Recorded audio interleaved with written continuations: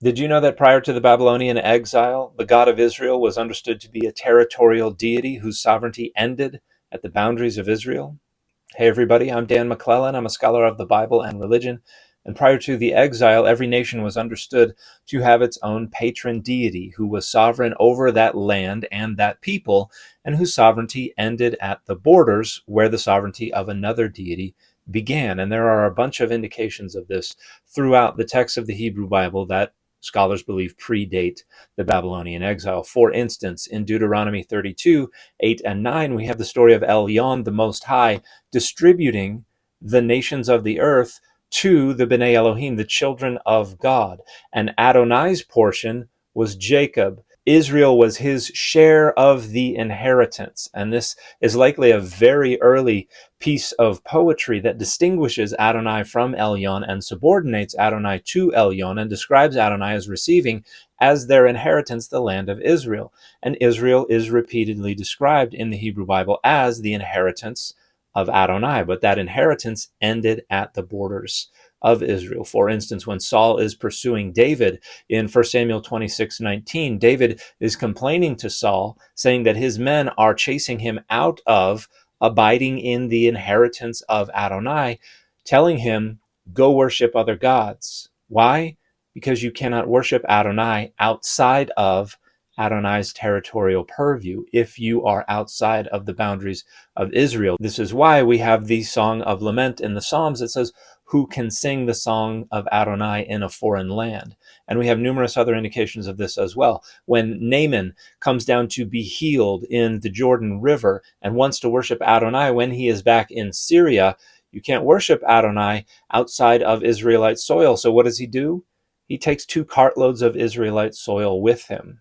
Then there's Judges 11, where we have the dispute between the messengers of Jephthah and the Ammonites over territory. And the messengers of Jephthah say, shouldn't you possess what your God Chemosh has conquered for you? And we will possess what our God Adonai has conquered for us. This is an acknowledgement that patron deities rule over their particular sovereignties. And then there's a story I told in a recent video about the Edomite, Judahite, and Israelite coalition that invaded Moab to try to punish them for throwing off vassalage and end up getting run off by Chemosh, who is the patron deity over Moab. So the coalition left home court advantage and entered another deity's territory and ultimately were routed and had to retreat from that deity's territory. Now, a lot of folks are going to say, well, we got all these passages that talk about Adonai as the God of gods and ruling over the other gods. And yes, that's true. That's how they conceptualize the hierarchy of the heavens. But when it comes to patron deities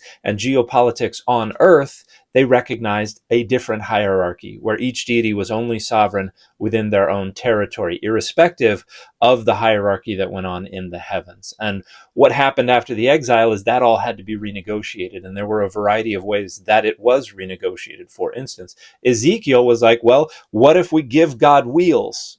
And say, okay, the throne is now mobilized and it can fly because it has all these wheels that it travels on all the way to Babylon, and it can meet the Judahite exilees in Babylon. And then we have Psalm 82, which I argue in a 2018 Journal of Biblical Literature article is trying to renegotiate that geopolitical sovereignty by having the God of Israel condemn the gods of the nations for their failure to uphold cosmic order and justice by allowing the Babylonian exile, condemns them to mortality. And then the very last verse of the psalm has the psalmist say, rise up, O God, you inherit all nations. So the inheritance is no longer just Israel, but the inheritance of Adonai is now all nations, and you rule over all the earth. I suggest that that is the attempt to realize the universalization of Adonai. And we have a variety of other examples of attempts to try to expand Adonai's purview from just the land of Israel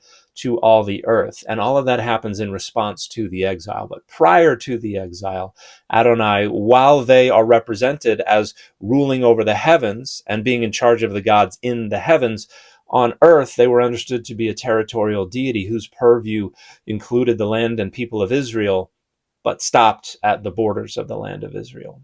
And the fit for this video has been Adonai and his Asherah.